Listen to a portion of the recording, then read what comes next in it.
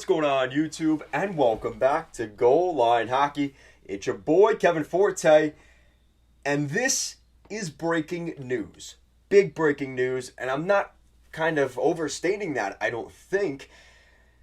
I just made a video about this. I made a video about Jake Ottinger, and then he signed an extension, so now I just make another video. And I was in the process of making a video about JT Miller and whether I thought that the Canucks should extend him or trade him. And it kind of sounds like they already made up their mind. And I'm going to kind of piece together what I said in that last video and kind of put it together in this one. JT Miller signs a massive extension with the Vancouver Canucks, and we have to go over that today. So these are all the reports from last week. It's totally conflicting reports with what we've been hearing. So this is the first part, and this is from Rick Dhaliwal. He said, there's a good chance that contract talks with JT Miller will be cut off if a deal isn't done before the season. And then the follow-up report, which we heard from a couple of people, this one coming from Rob Simpson, saying at least two Metropolitan Division teams have trade interest in JT Miller. And I'm going to guess two of those teams were likely the New York Rangers and the Columbus Blue Jackets. But I don't know for certain, but I'm going to take a pretty good guess to that because he's from East Palestine, Ohio, which isn't, I'm going to assume, too far away from Columbus. And we know that the Rangers have shown expressed interest in him as well. I think the Islanders thing and the Devils thing might have died a little bit. But I think that was really interesting. More so the first quote from Rick Dhaliwal, because, again, if we were going to go into opening night, or the training camp for that matter, and that was the deadline for when JT Miller would sign an extension, well, the Canucks kind of lose all their leverage if that gets out, because that means they are not going to re-sign him. So that means they are forced to trade him or let him go in free agency. And that's where they kind of will not get the value they want for him. So instead, they decide to take another route. The route that is a little, I guess you can't say less traveled, because when you look at the Jim Benning era in Vancouver, this is exactly the move you would expect during the Jim Benning era. Overpaying a veteran guy that might not necessarily take you over the top. And I think that's what we're looking at here. And a lot of Canucks, I've read a lot of Canucks articles over the last couple of weeks, and a lot of them are kind of in agreement with that. Is the fact that, let's go over the contract details to get that out of the way for you guys. So, JT Miller, a 29-year-old forward, had an incredible season in Vancouver last season. Putting up career numbers. Of course, he couldn't hit the 100-point mark, but 99 points in 80 games last season with the Canucks, 32 goals, 67 assists. He's played over 600 games in the league. So you knew that something was going to be on the table here for him, and this was a massive contract. He's coming off of a 5-year, $26.25 million deal. He signed back with the Tampa Bay Lightning back in 2018, but now he has the big extension coming next summer. He signs from Patrick Allvin and the Vancouver Canucks, signing a 7-year, $56 million contract. It's a base salary of $8 million per season, and that is the annual cap hit, $8 million per year for JT Miller. The salary cap comes in at 9.7% of the Vancouver Canucks cap hit. This is a whopper. This is a massive extension, but smaller than what a lot of people maybe expected. JT Miller was coming out here big nuts coming out here saying he wants $10.5 million per season on a deal.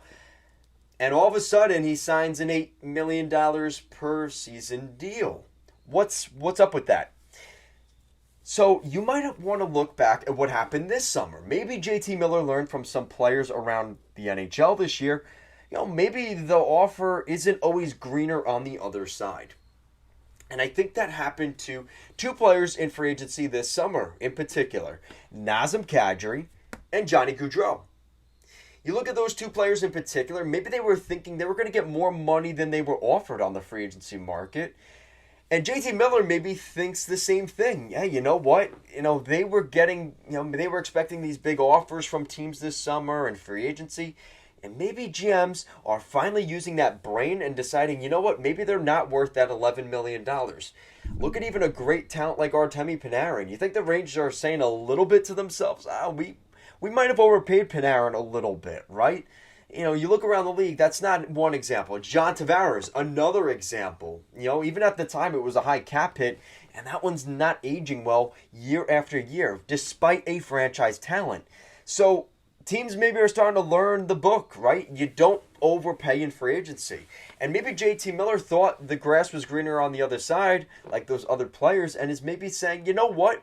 Maybe it's just worth getting the stability now, getting the guaranteed bag. I'm not waiting all summer next year to find a contract that may never come.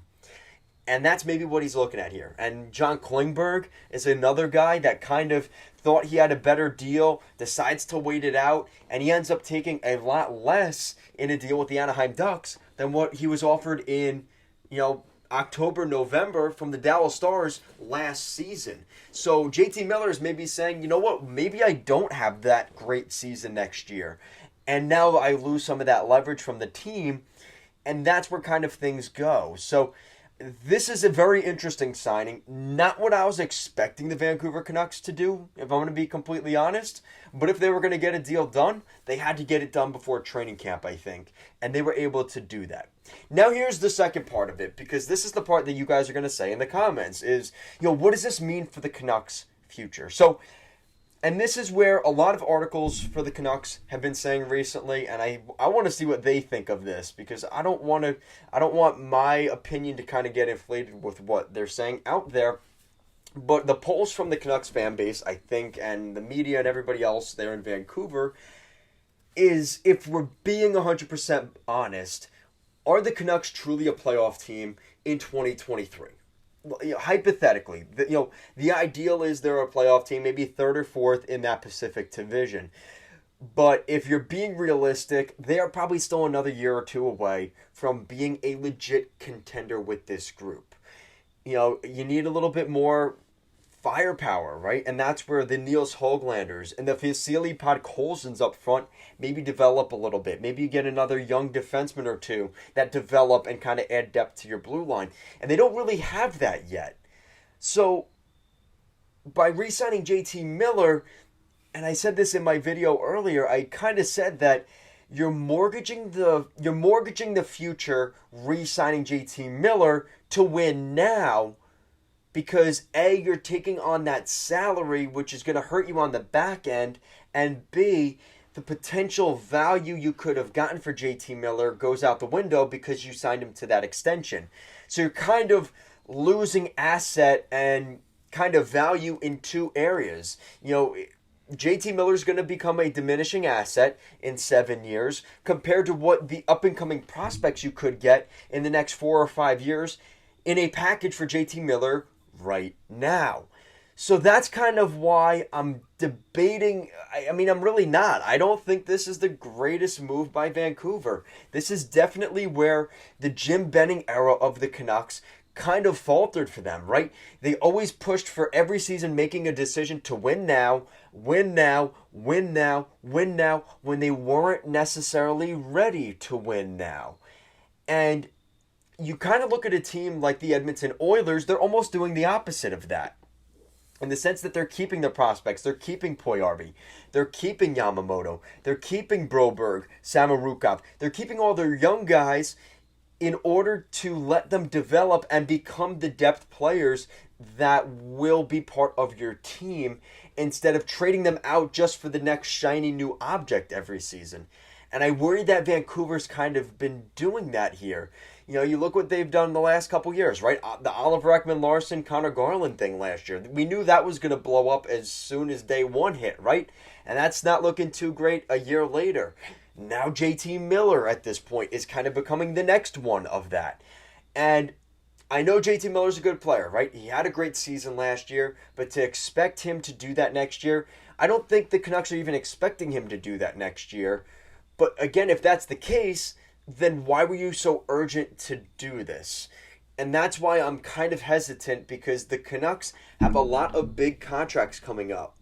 And this is a deal that you're locking yourself into till the summer of 2030. Do you really want to lock up $8 million to a 29-year-old player that's going to be 36, 37 years old when this contract is done. I don't know if that was the best move necessarily for the Vancouver Canucks. It's definitely a win now move, and it could benefit them, but I do have my hesitations about this one. Just to name a couple of guys that their contracts end before JT Miller's deal, basically everybody on the team, but some crucial ones. Elias Pettersson in the summer of 2024. Brock Besser in the summer of 2025. Bo Horvat, the captain of this team, his contract ends next summer, in the summer of 2023. Vasily Podkolzin, summer of 2024. You're looking at a couple of guys here that are no joke. And Niels Höglander, next summer. The Vancouver Canucks have to be very careful with how they spend their money long term. Because I hate to say it, you look at some of the contracts on this team, and they've kind of been an anchor for them, right? Tyler Myers, he still has 2 years left, $6 million per season. That's a big hit for the team to try and win then. And they're still paying for it now. And they didn't do much winning during that time of the Tyler Myers signing. Oliver Ekman-Larsson, 5 more seasons of Oliver Ekman-Larsson at $7.26 million per season. He takes up over $8 million, or 8% of the cap hit on this team, and they're not necessarily in win mode. So it kind of makes you wonder, why did they do that? And we know that Jim Benning was infamous for being very trigger happy with his money in free agency.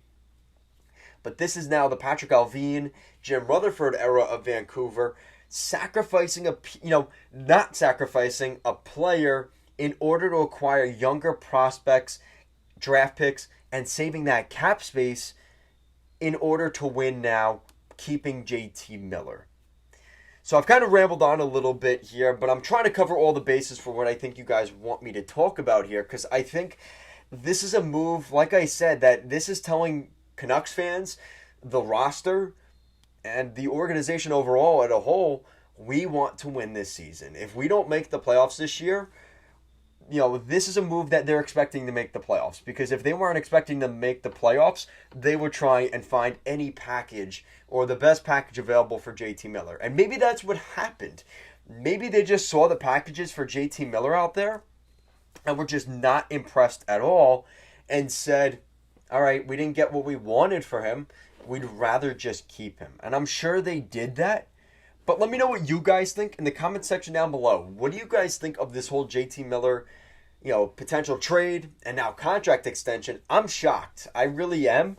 But I really want to hear what the Canucks fans and other fans around the league, what do you guys think of JT Miller re-signing in Vancouver? Guys, thank you so much for watching, and I'll see you again next time.